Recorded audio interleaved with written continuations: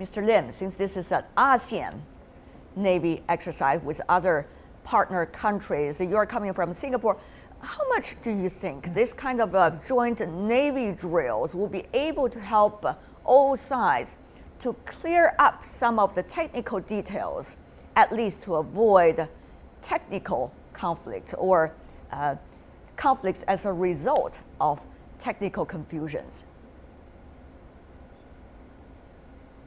First of all, the main characteristic of this exercise is that it's multilateral. And as your program has mentioned, it involves the 10 ASEAN countries and 8 partner nations. And so this multilateral exercise generally promotes functionalism, cooperation, better understanding, and CBMs, confidence building measures amongst the armed forces of the different countries. And within these different countries, there is, of course, a diversity of cultures, training tactics, as well as languages. And this exercise helps to decrease potential for misunderstanding and increase understanding and confidence between different armed forces. And there are common issues, what is normally known as a no detriments issue, issues like counter-terrorism, counter-piracy, which are commonalities and common challenges amongst the countries that are involved. So you can see the diversity and pluralistic rallying of nations around these common issues. Mr. O'Hanlon, confidence building measures, those are beautiful words. Will those beautiful words really translate into actions and results? Well, that's an excellent question. I think they are important for making sure that the navies themselves don't accidentally or inadvertently come into a conflict in a way that was not desired. But there is a broader political struggle here that the confidence building measures will not and cannot solve, because we all know that there are big shifts happening in the South China Sea. China is trying to exercise or back up in a new way claims that it's had for a long time. Other countries in the region also have claims, but they don't have the power of China. The United States has power, but it doesn't have any claims, but it does have certain alliances. And everyone needs the South China Sea for transportation.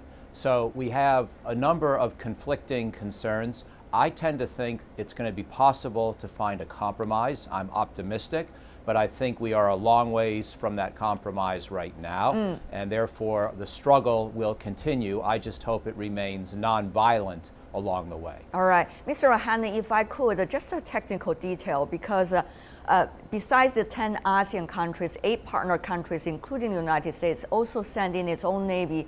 At what level is the Navy officers being sent in, and also how technically involved are they in terms of the U.S. involvement with ASEAN countries, including its involvement with China at this moment?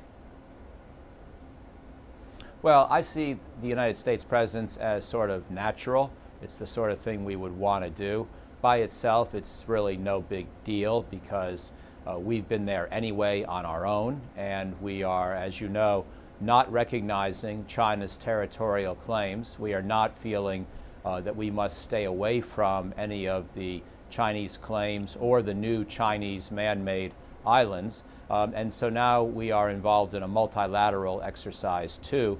That's just part and parcel of the same ongoing activity. I think it's good that both major powers, the United States and China, that both of us interact with other countries, because it creates the need for each of us to legitimate and explain our actions and our presence in ways that comply with international standards. So I tend to welcome it from both Beijing and Washington. All right. General Zhu here in Beijing, may I ask you also the same question? At what level is China participating in this kinds of a joint Navy exercise with ASEAN countries and also some of the other partner countries, including the United States, given the fact that we have already heard earlier on Tuesday a U.S. ship was trying to get into the sea territory in which China claims as its own reef, or near the China claimed reef. So will those in the exercise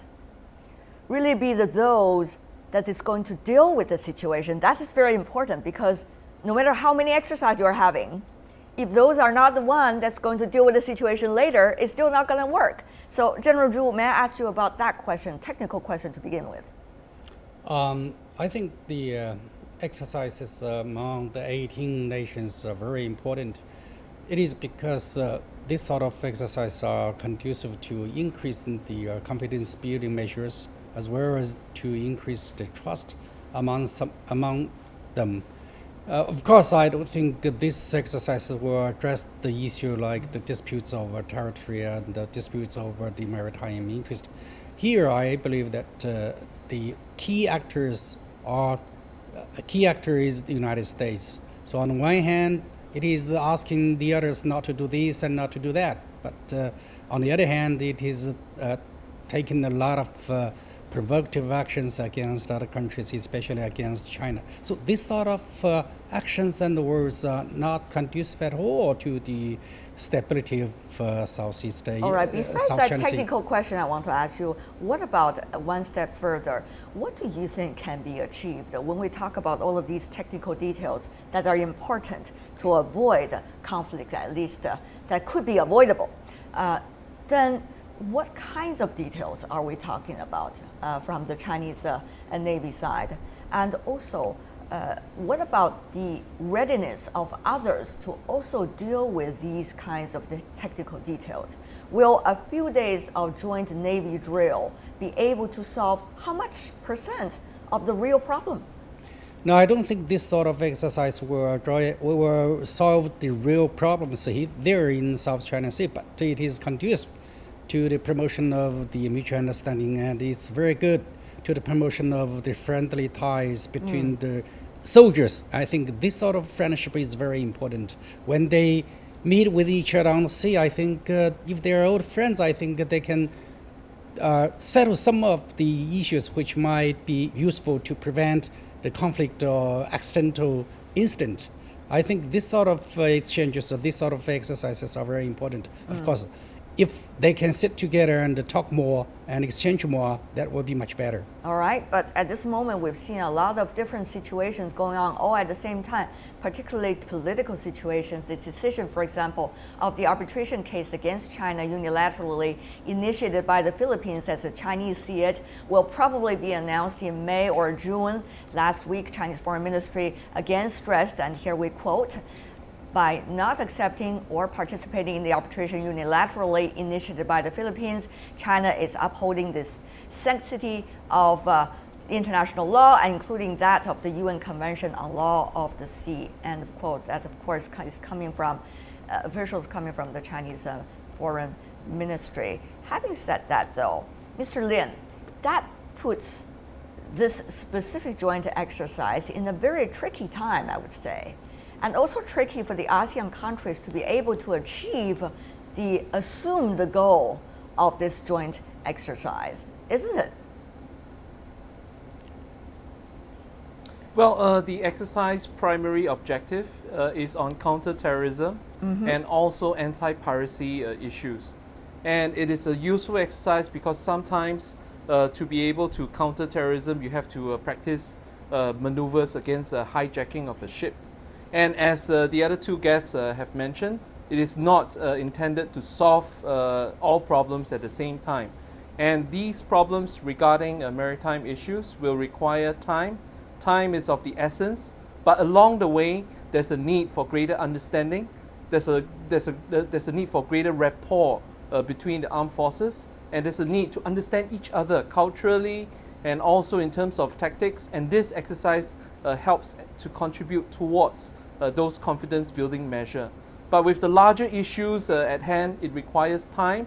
And as your program has mentioned, the entire situation is very dynamic.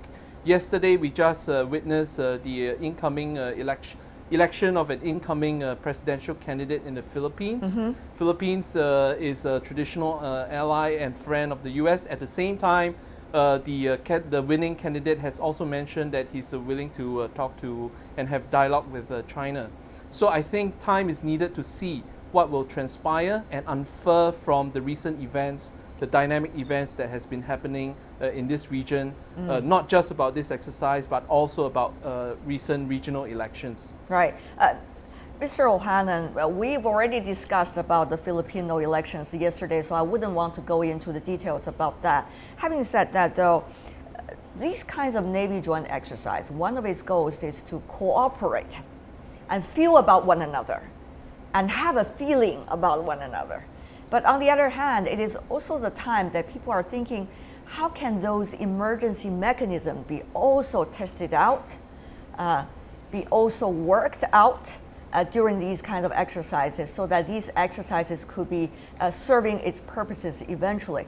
How much do you think, from your perspective, I know you're an expert in defense, will those goals be achieved? We've already seen some emergency mechanism being established between China and the United States, for example, the telephone call, as they say, the specific security line important for U.S.-China communication among the military. But will they also be put into use? How often are they being put into use? Will these kinds of joint military exercises really help us to also get to that front, which of course should be about anti-terrorism, but at the same time, all the other elements could also be activated at the same time? Right. Well, I would say there are three types of situations. Go ahead. And the answer to your question will depend on which type of situation we're talking about. So if American and Chinese Navy ships happen to be, for a sort of a random reason, close to each other, the hotlines do help because they reduce the odds of an inadvertent or accidental approach. So for that category, it's a good thing. Also, it's a good thing, as my friend Mr. Lin just mentioned, if we're trying to cooperate on counter-piracy or on counterterrorism, where we have very clear common interests, and we might have to actually do something together. Let's say there is one American ship and one Chinese ship and one group of pirates, and the pirates are trying to hide inside of some island, safe areas, or run away from one of the ships. Maybe the other country can help. So close communication there could be an asset that benefits both of us. So for that second category, this is also good. But for the third category, it may not help. For example, let's say on the issue of the Scarborough Shoal, we know that the American ally, the Philippines, and China have different interpretations of who should own that shoal. And as you pointed out a few minutes ago, there could be an important arbitration ruling on that issue in the next few weeks. In that situation, historically, this is the kind of case where navies sometimes try to assert their own country's prerogatives or back up their own country's claims. And in that kind of a situation, you could imagine Chinese and American ships coming close together, and they are not really trying to deconflict their operations. They are both trying to stand up for their own interests. And in that situation, we have to be careful not to expect the hotline to solve the political problem. The problem requires a higher level of discourse. It cannot be solved by a technical fix. But at the same time, General Zhu, correct me if I'm wrong, because I'm not involved in the military, but many of you have been having a history. That is, there can be certain technical bottom lines. Sorry? Technical bottom lines when it comes to militaries or navies of all sides, when even the last situation, as being mentioned by Mr. O'Hanlon, talking about all sides using the military to demonstrate their political position, that still the militaries could exercise certain technical capability to make sure that things will not get into conflict, while at the same time, they can also demonstrate the political position of their relevant government. This is the exact capability we are talking about here, that the capability of avoiding unnecessary crises. Yeah, it's very important. I think if a conflict happens here, I don't think it's in the interest of any country. So I think that all countries, all parties concerned should try their efforts to avoid the conflict in South China Sea, including Huanyang Island, which is actually, there is no dispute at all. If you look at the treaties like Paris Treaty or Washington Treaty, which is very clear, concluded by the United States and was Spain and was the British. with Britain. So the boundary line is very clear. So on this sort of political issues, territorial issues, this is the sovereignty issue. So if the arbitration is done on that, I don't think any country which, for example, like China, the fishermen have been fishing there for more than 2,000 years. They will accept this sort of arbitration. All right. So this is very difficult. Therefore, I believe that including international court and international actors like major powers, China and the United States, will have to restrain themselves. And will have to try to talk without any other means can solve this issue. All right. Talk is the only way.